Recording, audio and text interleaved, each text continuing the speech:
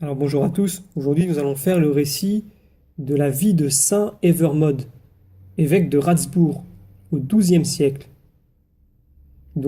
Après avoir fondé le premier monastère de son ordre dans la forêt de Coucy, au diocèse de Laon, saint Norbert en confia la direction à Hugues de Cambrai, son disciple bien-aimé, et alla évangéliser les peuples et chercher de nouveaux compagnons de ses travaux apostoliques.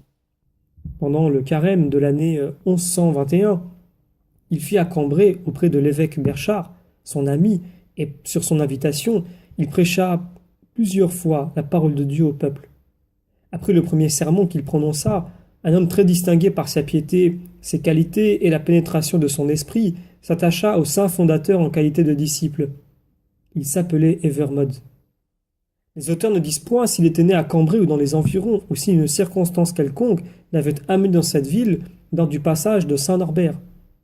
Peut-être que, comme le bienheureux Hugues, dont il a été parlé plus haut, faisait-il partie du clergé de Cambrai, la supposition paraît d'autant plus fondée qu'on voit Evermode suivre aussitôt son maître et annoncer comme lui la parole de Dieu dans différentes contrées de ce diocèse. Avant la fin du carême, saint Norbert le conduisait dans son monastère de Prémontré avec 12 autres disciples. Saint Evermode, après avoir pratiqué fidèlement toutes les vertus religieuses dans la solitude de Coucy, suivit saint Norbert à Magdebourg et fut nommé prévôt de l'église de Sainte-Marie de cette ville, puis évêque de Ratsbourg en Danemark. On ne connaît point le détail de ses actions. Quelques auteurs seulement rapportent que des Frisons, ayant été faits prisonniers par Henri, comte de Ratsbourg, le vénérable évêque lui demanda leur délivrance et ne put l'obtenir. Le jour de Pâques venu, les prisonniers furent amenés, chargés de chaînes dans l'église pour y assister aux offices solennels. Le pontife, prenant de longs bénites, s'approcha d'eux et des autres assistants, et les aspergea en prononçant cette parole des Écritures. Le Seigneur délivre ceux qui sont enchaînés. Au même moment, les chaînes tombèrent des mains des captifs et ils furent délivrés. On a conservé longtemps ces chaînes des prisonniers dans le trésor de l'église de Ratsbourg, comme un témoignage de ce fait extraordinaire. Alors, ce récit, qui n'est pas bien long et qui ne comporte pas beaucoup de détails, nous donne quand même des éléments desquels nous pouvons tirer une leçon.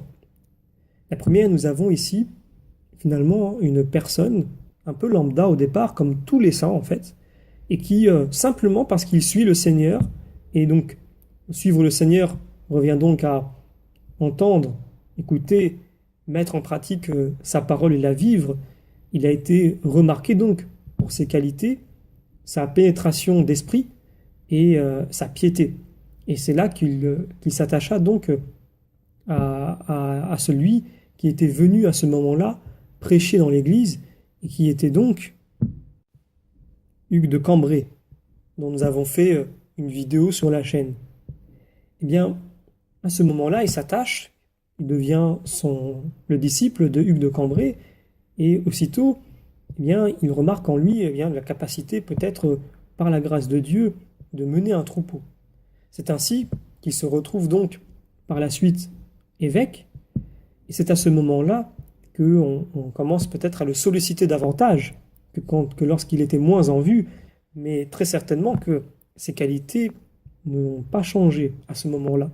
Il ne faut pas attendre ou penser qu'il faille avoir un rang ou qu'il faille avoir pratiqué beaucoup, plutôt mis en application des actions particulières pour enfin mériter de pouvoir agir dans son Église ou pour ses frères.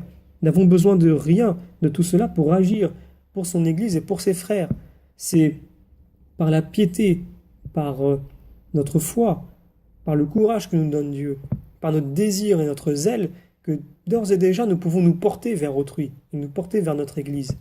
N'attendons pas d'avoir une place particulière, mais par contre, n'hésitons pas à laisser notre Église discerner et examiner en nous ce pourquoi nous sommes appelés, puisque, comme je le rappelle souvent, nous sommes tous appelés par notre baptême à une vocation.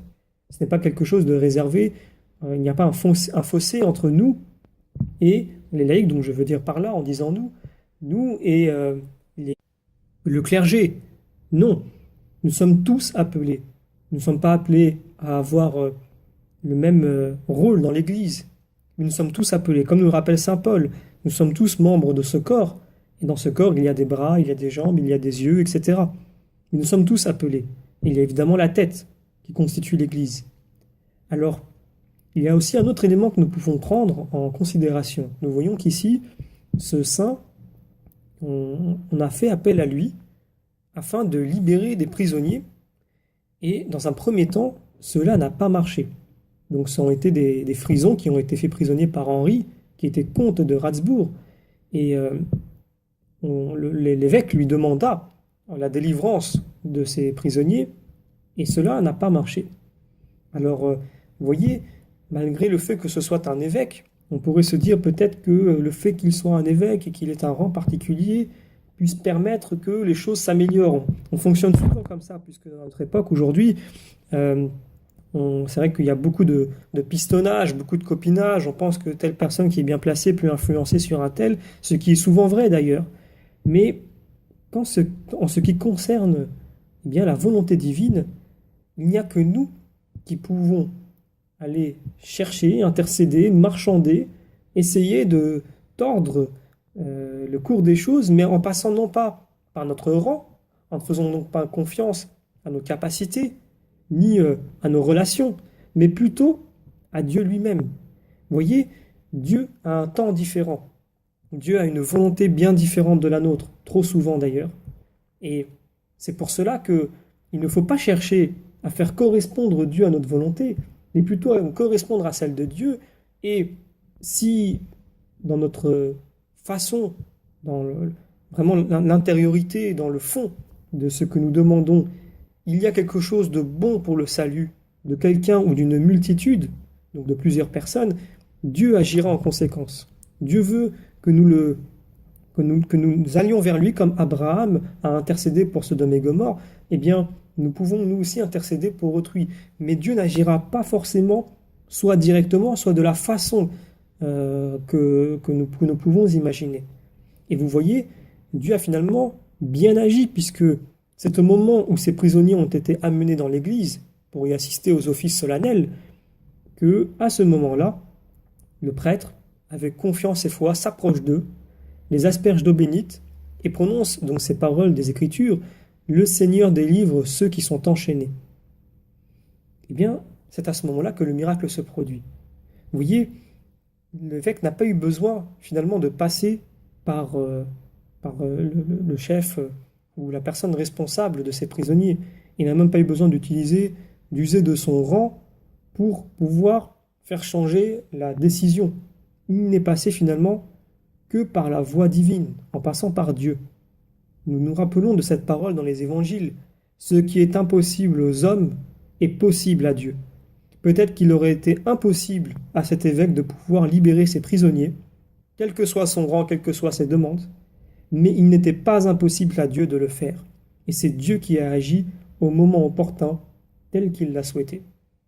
Alors, nous pouvons demander l'intercession donc de saint Evermode, afin de garder confiance en Dieu, de garder confiance en son agir, en sa volonté, d'essayer de nous y conformer, aussi quand nous faisons des demandes au Seigneur pour le bien d'autrui, de lui faire confiance dans la façon dont il va nous répondre et de ne pas être impatient.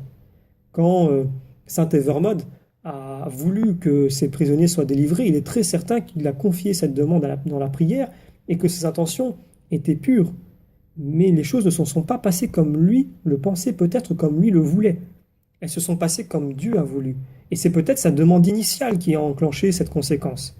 Alors, nous pouvons demander à ce saint d'intercéder pour nous afin que nous ayons la grâce de la patience et de la conformité à la volonté divine.